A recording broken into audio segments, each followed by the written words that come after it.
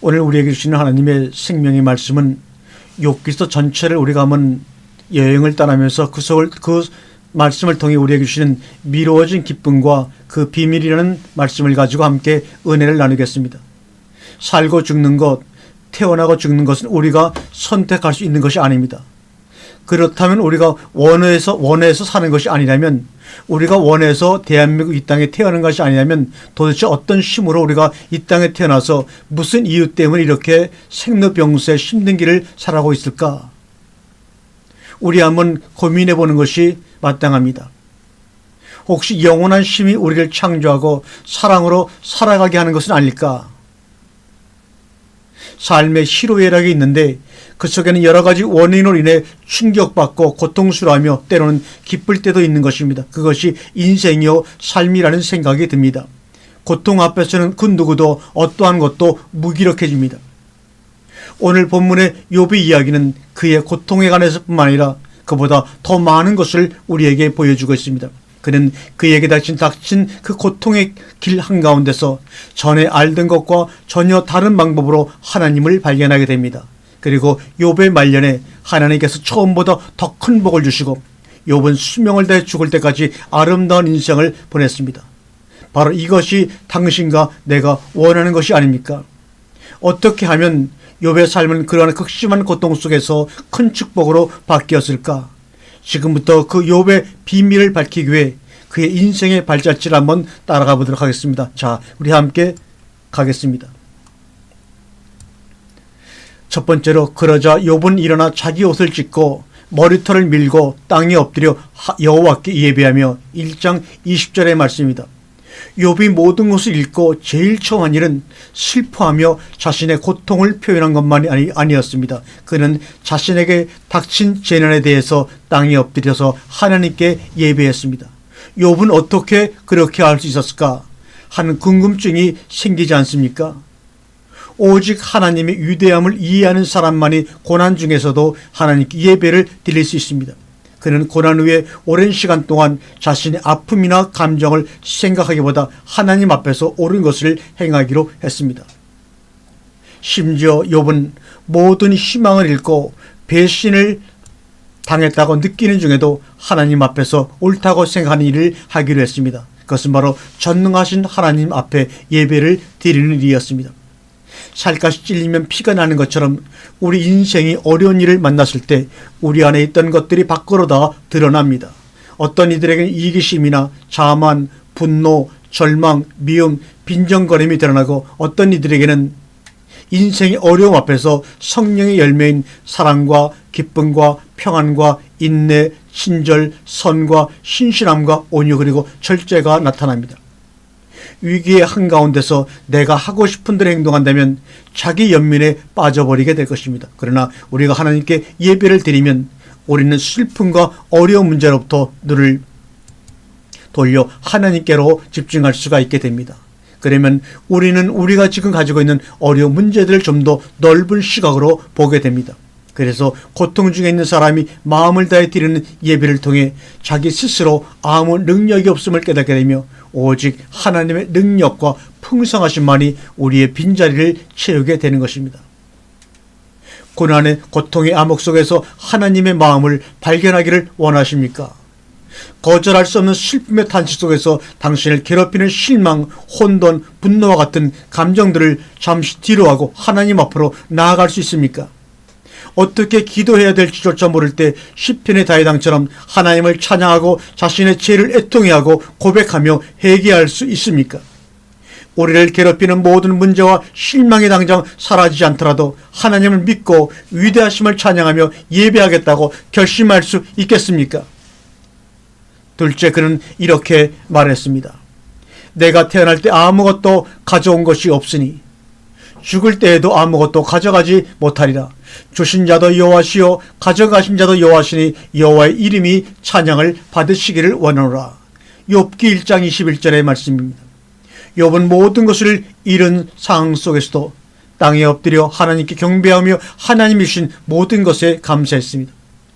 주신 자도 여호와시요 취하신 자도 여호와시라고 말하는 욥은 자신의 모든 소유가 하나님의 선물임을 알고 있었으며 그것에 집착하지 않고 있는 법을 배웠습니다. 선물에 대한 우리의 합당한 모습은 감사하는 것입니다. 여러분은 어떻습니까? 아주 소중한 것을 잃었을 때 그때 하나님께 그 일을 감사해야 한다면 당신은 어떻겠습니까? 그럴 수 없다고 생각할 것입니다. 만약 당신이 사랑하는 사람을 떠나보냈거나 텅텅 빈 통장을 보고 절망감으로 무너졌을 때 그 순간 누군가 그래도 하나님께 감사해 라고 한다면 아마 당신은 돌아버리겠어라고 먼저 생각할 것입니다. 하나님은 주시는 분이시며 또한 거두어 가시는 분입니다. 더 좋은 것을 주시려고, 더 좋은 것을 경험케 하시려고, 하지만 솔직히 말해봅시다. 하나님을 주시는 분으로만 기대하지 않는가? 절대로 우리에게 소중한 것, 사랑하는 사람은 하나님이 데려가서는 안 된다고 생각합니다. 우리는 내 통장에 돈처럼 우리가 일해 벌어서 내 이름을 소유한 모든 것은 내 것이라고 생각을 합니다. 그것을 가질 만한 자격이 나에게 있다고 생각합니다. 하지만 사실 우리가 가진 모든 것은 선물입니다. 이해를 한번 들어보겠습니다.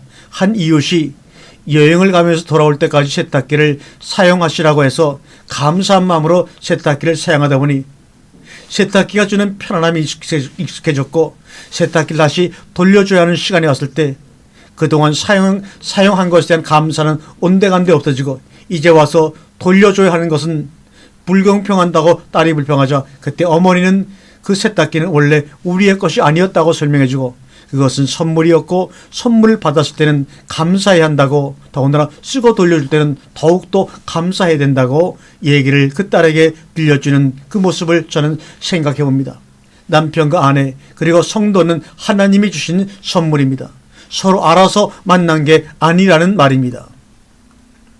우리가 가진 모든 것 그리고 우리가 사랑하는 사람들이 모두 하나님의 선물임을 인정할 때 우리는 그 선물을 탐욕스러운 마음이 아닌 감사하는 마음으로 소유할 수 있으며 그것을 누릴 수가 있습니다.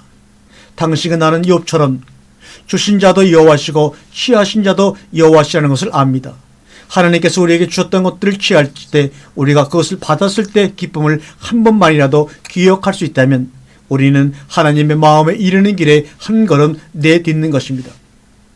하나님이 우리에게 주셨던 하지만 지금 가져가신 그 선물에 대하여 기꺼이 감사할 수 있는가? 아마도 그 선물은 당신의 부모, 배우자, 자녀, 명성, 경제적인 안정, 건강, 가정 등일 것입니다.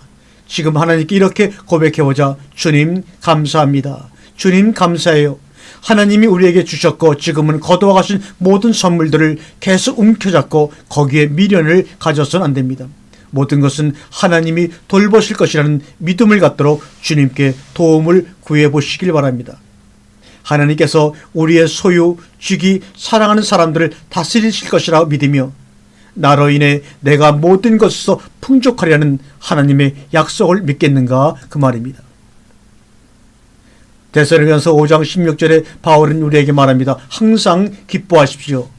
쉬지 말고 기도하십시오. 모든 일에 감사하십시오. 이것은 그리스도 예수 안에서 우리를 향한 하나님의 뜻입니다. 더 이상 다른 뜻을 구하지 마십시오. 다른 뜻을 알려고 하지 마십시오. 다른 뜻은 없습니다. 항상 기뻐하십시오. 쉬지 말고 기도하십시오. 모든 일에 감사하십시오. 이것은 예수 그리스도 안에서 우리를 향한 유일한 하나님의 뜻입니다. 그것이 바로 모든 생리병사의 문제를 헤쳐나가는 출발점임을 여러분 명심하시기를 바랍니다. 이 모든 일을 당하고도 욥은 범죄하거나 하나님을 원망하지 않았다. 욥기 1장 22절의 말씀입니다. 우리는 불공평하고 부당한 고통을 당할 때마다 남에게 책임을 묻습니다. 그러나 인생에서 고통을 당할 때마다 우리가 제일 많이 책임을 묻는 대상은 바로 하나님입니다. 여러분 그렇지 않은가요? 우리는 하나님을 원망한다고 겉으로 말하지는 않습니다. 하지만 가슴속에는 이로 인한 슬픔이 큽니다. 무기력한 아버지, 가난한 삶, 나를 괴롭히고 배신하는 사람들을 증오하는 것은 궁극적으로 삶의 형편 때문에 하나님을 원망하는 것이 됩니다. 고난이 닥칠 때 누구나 난 이런 고통을 받아야 할 이유가 없어라고 생각을 합니다. 하지만 잠깐 멈추어 생각을 해 보십시다. 우리가 받을 만한 자격이 있는 것들만 받는다면 어떻게 될까? 하나님의 은혜와 자비가 없는 우리의 인생은 어떻게 될까? 욥은 자신에게 편하고 축복받는 삶을 누릴 자격이 있다고 생각하지 않았습니다. 그리고 매우 놀라운 일이지만 욥은 그의 모든 소유와 사랑하는 사람이 없었다고 하나님을 원망하지 않았습니다. 욥은 자신의 절망적인 상황 속에서도 하나님께 돌리는 원망은 피했습니다. 그렇다면 욥은 어떻게 그러한 일을 행했는가? 아니, 이보다 먼저 당신이 많은 것을 잃었을 때 당신은 남들을 증오하거나 원망하지 않을 수 있는가? 우선 원망이 어디로부터 오는 것인지에 대해서 명확한 이해가 필요하다고 생각합니다. 이 세상에, 그리고 내 인생에 일어나는 많은 나쁜 일들은 인류의 죄로 인한 당연한 결과물입니다. 하나님을 비난하지 말고 죄를 비난하시기 바랍니다. 로마서에 보면 더 쉽게 이해할 수 있는 말들이 있습니다. 로마서 5장 12절에 한 사람을 통해 죄가 이 세상에 들어왔고 죄를 통해 죽음이 온 것처럼 모든 사람이 죄를 지었기 때문에 온 인류에게 죽음이 퍼지고 있게 되었습니다 라고 말합니다. 죽음, 질병, 가난, 기근, 이 모든 것은 바로 이 세상이 이 죄로 부패했기 때문에 나타난 증거물이고 결과물입니다. 그 죄 때문에 우리는 저주를 받아야 되지만 예수님이 우리를 대신하기로 하셨습니다. 그리고 인간 몸으로 이 땅에 오셔서 그 죄값으로 십자가에 죽으시고 우리의 죄는 용서를 받았습니다. 예수님은 우리의 죄로 인한 저주로부터 우리를 자유케 하시려고 죽으셨습니다. 우리 개개인의 인생뿐만 아니라 모든 피조물을 위해서 죽으셨습니다. 우리는 지금 여전히 죄의 저주 아래 있는 세상에 살고 있습니다. 욥과 같은 마음을 가지지 않으면 하나님을 원망하기가 쉽습니다. 욥이 하나님을 원망하지 않았던 이유는 앞부분에 나온 대로 바로 그가 하나님을 경외했기 때문입니다. 하나님을 원망하여 지게 된 무거운 짐들을 다 벗어버리고 또 그 원망 때문에 생긴 슬픔과 낙담과 이 모든 고통으로부터 벗어나기 위해서는 우리는 하나님을 경외해야 합니다. 그러면 하나님이 우리에게 보여주기 원하시는 큰 그림을 볼 줄 아는 큰 믿음을 선물로 주실 것입니다. 그 출발점은 경외하는 건강한 마음을 갖는 것입니다. 하나님이 그토록 우리에게 보여주기 원하시는 큰 그림이 무엇일까요? 바로 오늘 주신 본문 가운데 아래의 말씀 속에 잘 드러내어 보여주고 계십니다. 또 나는 새 하늘과 새 땅을 보았습니다. 전에 있던 하늘과 땅은 사라지고 바다도 없어졌습니다. 그때 나는 보좌에서 큰 소리로 이렇게 말하는 것을 들었습니다. 이제 하나님의 집이 사람들과 함께 있다. 하나님께서 사람들과 함께 계시고 그들은 하나님의 백성이 될 것이다. 이렇게 말입니다. 하나님이 몸소 그들과 함께 계셔서 그들의 눈에서 모든 눈물을 씻어 주실 것이다. 다시는 죽음이 없고 슬픔도 없고 우는 것도 아픈 것도 없을 것이다. 이전에 있던 것들이 다 사라져 버렸기 때문이다. 다시는 그 성에 저주가 없을 것입니다. 하나님과 어린 양의 보좌가 그 성에 있을 것이며 그분의 종들이 그분을 섬길 것입니다. 요한계시록 21장 1절과 3절 4절 22장 3절의 말씀입니다. 우리는 하나님은 좋은 것만 주시는 하나님이라고 무의식 중에 생각을 해왔습니다. 그리고 하나님은 절대 우리에게 고통을 허락하지 않으실 것이라고 생각을 해왔습니다. 그러나 하나님은 우리에게 고통을 허락하십니다. 이 사실이 놀라운가? 이 사실 때문에 괴롭습니까? 진실은 하나님을 따르는 사람들도 종종 고통을 당한다는 사실을 인정해야 합니다. 아니, 오히려 따르지 않는 사람보다 더 많은 고통을 당합니다. 고통을 경험한 후 그 마음이 더 깊고 아름답게 변화된 사람들을 본 적이 있습니까? 물론 고통을 당했던 모든 사람들이 다 더 나은 모습으로 변하는 것은 아닙니다. 고통을 참고 견디며 그 고통 중에도 하나님을 찾는 사람만이 그 모습이 될 수가 있습니다. 그렇지 않은 사람들의 가슴 속에는 비통함과 공허함과 원망과 상처만 남게 됩니다. 당신은 이렇게 말할 수 있습니다. 그렇지만 하나님은 자신의 자녀들이 고통당하는 것을 즐거워하는 분이 아니잖아요. 그렇습니다. 하나님은 우리가 고통받는 것을 즐거워하는 분이 아니십니다. 에레미야 예가의 말하기를 주께서 사람을 영원히 버리지 않을 것이다. 그가 비록 슬픔을 주셔도 그 크신 사랑으로 자비를 베푸시리라. 주는 사람을 고생시키고 근심하게 하는 것을 기뻐하지 않는다고 에레미야 예가 3장 31절 이하에서 우리에게 분명히 말씀하고 있습니다. 이 말씀의 뜻은 무엇입니까? 하나님의 자녀들은 결코 고통을 받지 않는다는 의미일까요? 전혀 그렇지 않습니다. 이 말씀의 의미는 하나님의 자녀에게 의미 없는 고통은 없다는 말이죠. 만약 하나님이 우리에게 인생의 고통이 오는 것을 허락했다면 그것은 그 고통 속에 우리를 향한 하나님의 선하시고 거룩한 목적이 있기 때문입니다. 이 세상은 우리에게 고통을 벗어버리라고 합니다. 무슨 방법을 써서라도 고통을 피하고 하나님께 이 고통을 가져가 달라고 울며 부르짖으라고 합니다. 세상 어떤 사람도 고통을 받겠다고 선택하는 사람은 아무도 없습니다. 하지만 우리가 만나는 고통들에 하나님 이유와 목적이 숨어 있다는 것을 안다면 우리는 그것을 피하지 않고 받아들일 수 있게 됩니다. 우리는 고통을 당할 때에서야 하나님을 찾습니다. 고통을 기꺼이 받아들이는 용기 있는 믿음은 우리를 더 깊은 헌신으로 인도합니다. 하나님은 우리에게 고통을 받아들이라고 명령만 하지 않습니다. 어떻게 해야 하는지도 보여주십니다. 바로 히브리서 5장 7절과 9절에 이렇게 말씀하십니다. 이와 같이 그리스도께서 대제사장의 영광스러운 직분을 스스로 얻은 것이 아닙니다. 하나님은 그에게 말했습니다. 너는 내 아들이다. 오늘 내가 너를 낳았다라고 하셨고, 또 다른 곳에서는 너는 멜기세덱의 계열에 속한 영원한 대제사장이라고 말씀하셨습니다. 예수님은 세상에 계실 때 자기를 죽음에서 구원해 주실 분에게 크게 부르짖으며 눈물로 기도와 소원을 올렸고 경건한 복종으로 하나님의 응답을 받았습니다라고 말합니다. 우리가 너무 힘들고 가장 슬플 때 이 말씀을 잡고 일어나기를 소망합니다. 이 말씀을 보면서 하나님의 계획에는 때때로 고통과 죽음이 놓여 있다는 사실을 알게 됩니다. 놀랍게도 세상을 구원하려는 하나님의 계획, 즉 당신과 내가 하나님과 함께 영원히 살도록 하시려는 하나님의 계획에는 그분이 고통받고 아들이 죽임을 당하는 것이 포함되어 있었습니다. 예수님은 순종하셨지만 그로 인해 고통스러웠습니다. 우리는 이 사실에 위로를 받아야 합니다. 이 대답은 예수님이 십자가에서 죽으심으로 당신과 내가 구원을 얻게 되었으며 하나님께서 이 사실을 매우 기쁘게 여기셨다는 것입니다. 하나님은 놀라운 희생이라는 방법으로 인류를 향한 자신의 사랑을 보이셨다는 사실을 기뻐하셨습니다. 놀랍게도 역사상 가장 악한 행동이 우리에게 가장 선한 결과가 되었습니다. 비록 그 악한 자들이 예수님을 십자가에 못 박혀 죽였지만 우리는 그 악한 행위마저 많은 사람들에게 구원을 주는 방법으로 선하게 사용하셨습니다. 그래서 십자가는 어떤 것도 합력하여 선을 이룰 수 있는 하나님의 능력을 보여주는 예가 됩니다. 왜요? 하나님은 당신의 삶에 그렇게 많은 고통을 허락한 것일까? 그것은 우리를 망치려고 하는 것이 아니라 우리가 예수님처럼 생각하고 행동하기까지 우리의 모습을 빚으시기 위함입니다.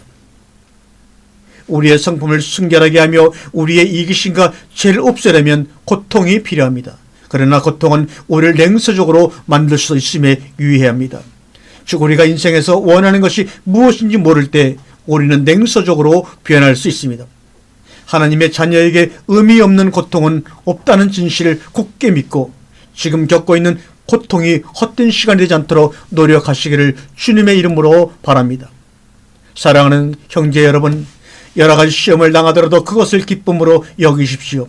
믿음의 시련은 인내를 만들어낸다는 것을 아십시오. 그러므로 끝까지 참고 견디어 부족함이 없는 성숙한 사람이 되십시오. 야고보서 1장 2절과 4절의 말씀입니다. 우리가 절망 가운데 있더라도 하나님을 기쁘게 드리고픈 작은 기쁨을 누리며 우리의 인생의 먹구름이 걷히기 시작하는 것을 바라보시겠습니까? 하나님이 정말 선하신 분이라는 것에 대한 의심과 혼란이 계속됨에도 불구하고 하나님이 우리의 피난처시오 힘이라는 말씀을 굳게 믿겠습니까? 고통 가운데서도 하나님이 우리를 어둠에서 빛으로 인도하실 때까지 하나님과 대화하며 하나님 말씀을 계속 읽겠습니까? 주에게는 흑암이 어둡지 않을 것이며 밤도 대낮처럼 맑을 것입니다. 주에게는 흑암과 빛이 마찬가지이기 때문입니다라고 시편 139편 12절에서 우리에게 말씀하고 있습니다. 왜요? 7장 20절에 주여 내가 범죄하였다고 해도 그것이 주께 무슨 해가 됩니까?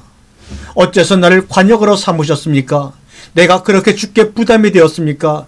제자들이 예수님께 누구의 죄로 이 사람이 소경으로 태어났습니까? 라고 물었을 때 자기의 죄입니까? 아니면 부모의 죄입니까? 하고 묻자 예수님은 이렇게 말씀하셨지요. 요한복음 9장 2절 이하에 이 사람의 죄도 부모의 죄도 아니다.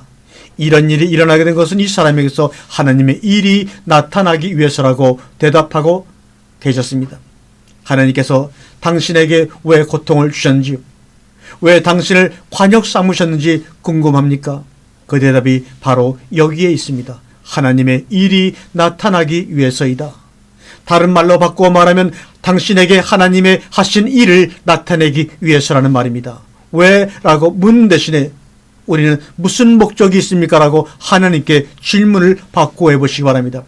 기적들이 일어나지 않을 때, 긴급한 기도가 응답되지 않을 때, 어둠이 우리를 감싸고 심히 고통스러울 때 하나님을 신뢰하는 모습이 바로 하나님께서 가장 귀하게 생각하시는 믿음입니다.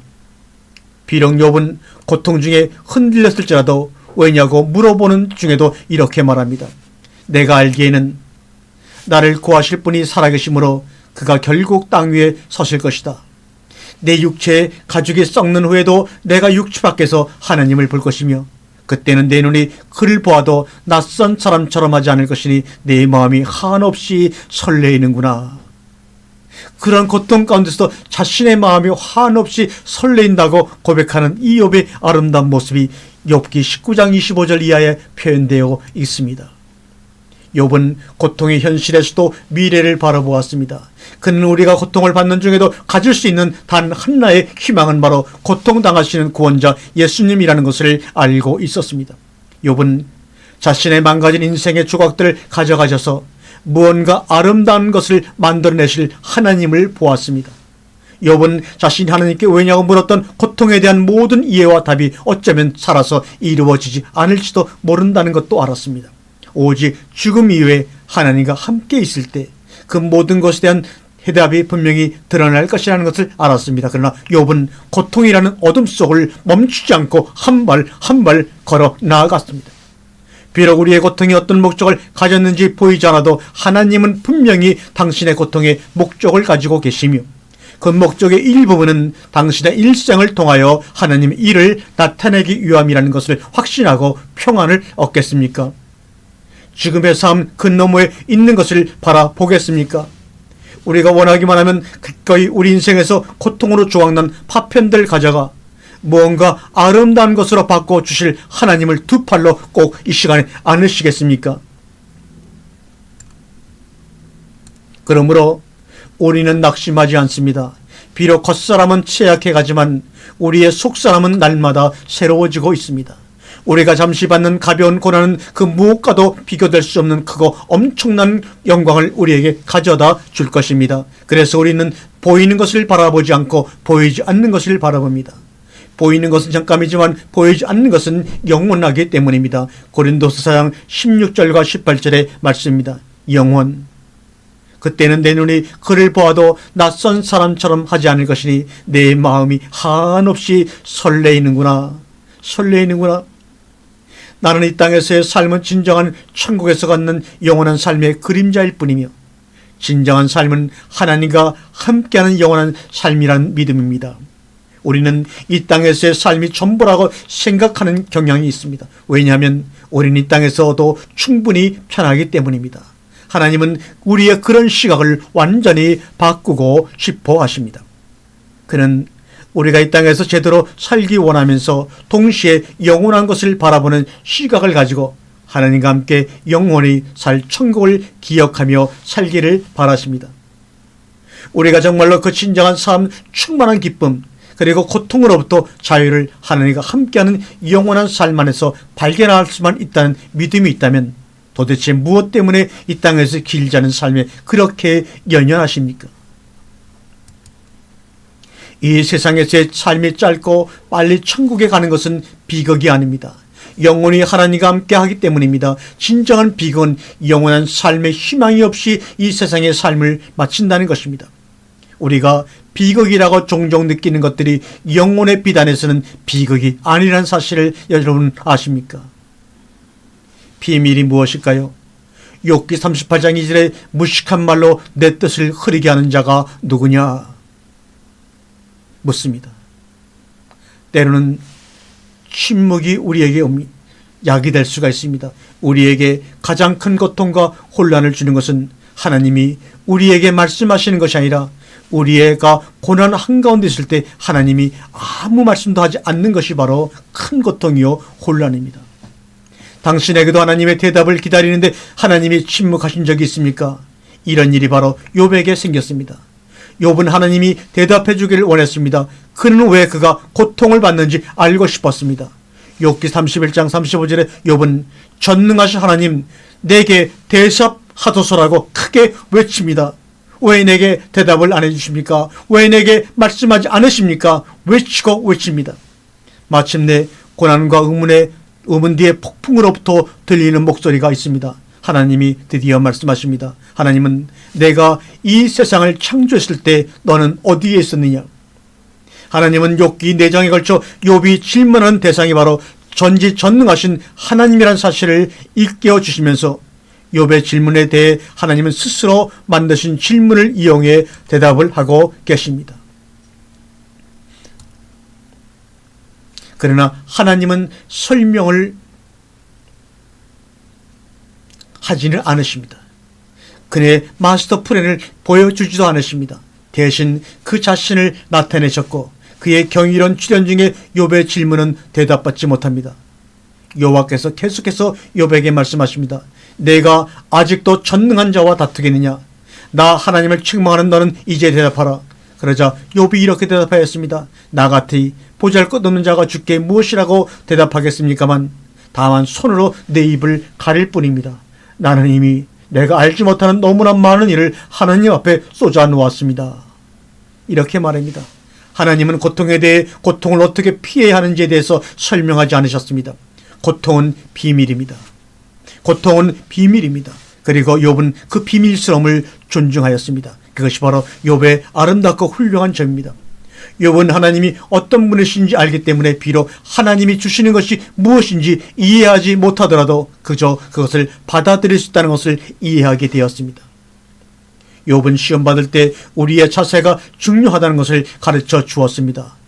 욥과 같이 우리도 하나님의 숨겨진 목적을 볼 수 없을 것입니다. 하지만 여전히 우리는 하나님께 신실한 자가 되기로 결단하며 그러면 고통의 어둠 속에서도 하나님을 향해 나아갈 수가 있습니다. 순종의 단계에 왔습니다. 그때 욥이 여호와께 이렇게 대답합니다. 주께서는 무슨 일인지 다 하실 수 있는 분이시므로 주의 계획은 어느 것도 좌절될 수 없다는 것을 나는 압니다. 무식한 말로 주의 뜻을 흐리는 자가 누구겠습니까? 바로 저입니다. 나입니다. 내가 이해할 수 없는 말을 너무나 많이 하였고 너무 신기하여 내가 알 수도 없는 말을 하였습니다. 욥기 42장 1절과 3절에 고백합니다. 하나님께서 나를 세우신 계획이 내가 세운 계획보다 더 최선임을 믿기 때문에 나를 위해 만드신 그 길에서 도망가기보다는 그 길을 향해 좁은 길로 달려가고 싶습니다. 주님. 나는 하나님의 생각을 바꾸고 싶지 않습니다. 하나님의 생각은 완벽하십니다. 나는 하나님이 생각하는 것처럼 생각하고 싶습니다. 나는 하나님의 시간을 바꾸고 싶지 않습니다. 하나님의 시간은 완벽하십니다. 내가 하나님의 시간을 이해하고 받아들일 수 있도록 은혜가 충만하기를 바랄 뿐입니다. 하나님의 계획은 완벽하십니다. 하나님의 계획을 가지고 나도 가지고 싶고 그것을 통해서 하나님이 영광 받으시는 것을 보고 싶습니다. 저는 이 시간 순종하고 싶습니다. 하나님의 당신의 뜻이 이루어지기를 원합니다. 당신의 계획과 목적을 기꺼이 받아들일 수 있는 마음을 주시옵소서. 오 주님, 하나님의 목적을 위해서 주님이 사용하실 그릇으로 빚어 주시겠습니까? 주님. 성도들은 종종 기독교인의 삶에 대해 말할 때 예수님의 이름으로 승리하여 의기양양한 모습만을 간증하기를 원합니다. 하지만 진정한 기독교인의 삶은 무릎을 꿇고 겸손해지고 십자가를 지는 것이 아닙니까? 예수님도 그렇다고 말씀하셨고 그런 삶의 모습으로 사시다가 가셨습니다. 빌립보서 2장 6절과 9절에 하나님과 동등하게 되려고 생각하지 않으시고 오히려 자기의 모든 특권을 버리시고 종의 모습으로 사람과 같이 되어 사람의 모양으로 나타나셨으며 자기를 낮추시고 십자가에 달려 죽기까지 순종하셨습니다. 이러므로 하나님이 그를 지극히 높여 모든 이름 위에 뛰어난 이름을 주사 이렇게 말합니다. 그리고 예수님은 제자들에게 이렇게 말씀하십니다. 누구든지 나를 따라오려거든 자기를 버리고 제 십자가를 지고 나를 따르라. 나는 당신이 십자가가 어떤 모습일지 알지를 못합니다. 그렇지만 십자가를 지기 위해서는 당신의 열망이나 꿈을 버려야 할 것이라는 사실은 정확히 알고 있습니다. 그리고 그것이 쉽지 않다는 것도 압니다. 그러나 우리가 우리 자신을 버릴 때 하나님이 주시는 삶 안에서 뿌리를 내리고 성장할 것입니다. 우리의 꿈을 버릴 때 하나님의 꿈이 풍성하게 번성할 것입니다. 하나님의 주권에 복종한다는 것은, 하나님을 경외한다는 것은 우리가 이해하든지 못하든지 알든지 모르든지 동의하든지 않든 간에 하나님 앞에 무릎을 꿇는 것을 의미합니다. 그러한 복종 가운데서 우리는 계속 전진할 수 있는 능력과 은혜를 발견할 수가 있습니다. 그리고 그 과정 속에서 심지어 기쁨을 발견할 수 있습니다. 오늘 이 시간부터는 우리는 하나님의 말씀을 통해 하나님을 좀 더 잘 알아가시기를 바랍니다. 그래서 하나님의 주권을 인정함으로 당신을 향한 하나님의 사랑 안에서 편히 쉬시기를 소원합니다. 하늘에 계신 우리 아버지여, 아버지의 이름이 거룩히 여김을 받게 하옵시고 아버지의 나라가 친히 속히 오게 하옵소서. 아버지의 뜻이 하늘에서 이루어진 것 같이 땅에서도 이루어지게 하옵소서. 아멘. 마태복음 6장에 나오는 주의 기도를 제가 읽었습니다. 이제는 친밀의 단계로 나아갈 것입니다. 전에는 내가 죽게 되어 듣기만 했는데 이제는 내가 내 눈으로 주를 직접 보았습니다. 그래서 내가 말한 모든 것들을 부끄럽게 여기며 티끌과 제 가운데 회개합니다. 여호와께서는 욥의 말년에 처음보다 더 많은 복을 주셨습니다. 양 14,000마리, 낙타 6,000마리, 소 2,000마리, 암나귀 1,000마리를 소유하게 되었습니다. 그리고 그는 7 아들과 3 딸을 낳아 그 욥은 140년을 살면서 자손을 4대까지 보았으며 나이 많고 늙고 수명이 다하여 죽었다고 욥기 42장에서는 우리에게 마지막으로 기록되어지고 있습니다. 마침내 하나님이 말씀하시고 자신을 회오리 바람 속에서 드러내실 때 욥은 자신 이미 하나님에 대해 들었고 경외했지만 하나님을 진정으로 알지 못했다는 사실을 깨달았습니다. 욥은 하나님께 이렇게 말합니다. 나는 당신에 대해서 처음부터 들어왔습니다. 하지만 이제는 당신을 내 눈으로 직접 보았습니다. 사도 바울 또한 하나님에 대해 머리로 아는 것과 경험으로 아는 것이 어떻게 다른지 경험을 했습니다. 더군다나 내가 모든 것을 잊어버린 것처럼 여기는 것은 내 주 그리스도 예수를 아는 지식이 훨씬 더 가치가 있기 때문입니다. 나는 그리스도를 위해 모든 것을 잃어버렸습니다. 내가 그 모든 것을 쓰레기처럼 여기는 것은 그리스도를 얻고 그분과 하나가 되기 위한 것입니다. 내가 원하는 것은 그리스도를 바로 알고 그분의 부활의 능력을 체험하며 그의 고난에 참여하고 그분의 죽음을 본마다 어떻게 해서든 나도 부활하는 것입니다. 빌립보 3장 8절 이하의 말씀이죠. 바울과 마찬가지로 욥은 극심한 고통을 통해 하나님과 친밀한 관계를 갖게 되었습니다. 그것을 하나님의 마음에 이르는 그 길의 고통을 통해서만 알 수 있는 참 독특한 일입니다. 이것이 기독교만이 가지고 있는 미루어진 기쁨, 바로 그 비밀입니다. 미루어진 기쁨, 바로 그 비밀입니다. 사실 고통이 아닌 다른 것으로는 하나님의 마음에 이르는 길을 찾을 수가 없음을 성경서 발견하게 됩니다. 우리는 상처를 받았을 때 하나님께로 달려갑니다. 그러면서 우리에게는 힘이 없고 하나님께는 능력이 풍성하다는 것을 알게 됩니다. 우리는 우리의 문제를 놓고 기도하게 되고 간절하게 하나님을 찾게 됩니다. 그러면서 하나님을 더욱더 잘 알게 되는 것입니다. 믿음은 하나님이 예비해 두신 영원한 미래에 대한 확신입니다. 욥의 고통에도 하나님의 목적이 있었을까요? 아니면 욥이 하나님을 진심으로 경외한다는 것을 사탄에게 보이기 위해서뿐이었을까요? 욥은 단지 하나님과 사탄 사이 게임의 인질이었을 뿐인가? 그렇지 않습니다. 욥의 끝은 그의 시작보다 훨씬 나았습니다. 그것이 욥이 나중에 물질적으로 더 풍족하게 되었기 때문이 아닙니다. 나중에 그가 또 10명의 자녀들을 얻었기 때문도 아닙니다.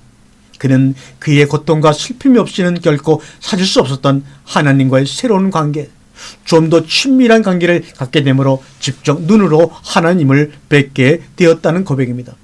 진실로 하나님의 마음을 발견하려면 우리는 오직 우리들의 상황을 살펴보고 십자가를 바라보아야 합니다. 고통을 받으신 우리의 구원자를 바라볼 때 아버지의 마음을 볼 수 있습니다. 우리를 위하여 아들을 보내신 사랑의 하나님이 바로 거기에 계십니다. 우리의 십자가를 바라볼 때, 우리를 대신하신 십자가의 고통을 볼 때 하나님이 우리의 고통을 이해하고 계실 뿐 아니라 우리가 하나님께로 나아갈 수 있도록 스스로 고통받기로 선택하셨던 것을 알 수 있습니다. 베드로는 3장 18절에 죄가 없으신 그리스도께서 죄인들을 위해 한 번 죽으신 것은 죄인인 우리를 하나님께 인도하시기 위해서라고 말씀하고 있습니다. 자, 이제 아버지 집으로 돌아오기를 원하십니까? 고통으로부터 단련하기보다는 고통 중에서 역사하신 하나님 아버지를 찾겠습니까? 당신과 나를 하나님 아버지의 마음을 이끌어줄 고통을 이 시간 받아들이겠습니까? 고통을 통해서 하나님의 마음에 이르면 우리는 미래를 변화시킬 수 있는 능력의 희망과 평안 그리고 행복을 찾을 수 있습니다. 하나님은 우리가 이 시간 변화되기를 원하십니다. 하나님, 저는 하나님에 대해서 들어보기만 한 것이 아니랍니다. 저는 정말 하나님을 보았습니다라고, 정말 저는 하나님을 알아요라고 말할 수 있는 바로 그것으로 우리 모두가 오기를 원하십니다. 그리고 우리가 그렇게 되도록 우리의 인생에서 고통을 사용하실 것입니다. 하나님은 우리를 벌하거나 상처를 주기 위해 고난을 주시는 것이 아니라 자신에게도 가까이 나오도록 고난을 주십니다. 바로 그 하나님을 우리 모두 두 손 들고 찬양하십시다. 이제 여러분과 당신은 그 하나님 아버지 앞으로 나아가시겠습니까? 수고하고 무거운 짐진 자들아, 다 내게로 오라. 내가 너희를 편히 쉬게 하리라. 아멘. 할렐루야.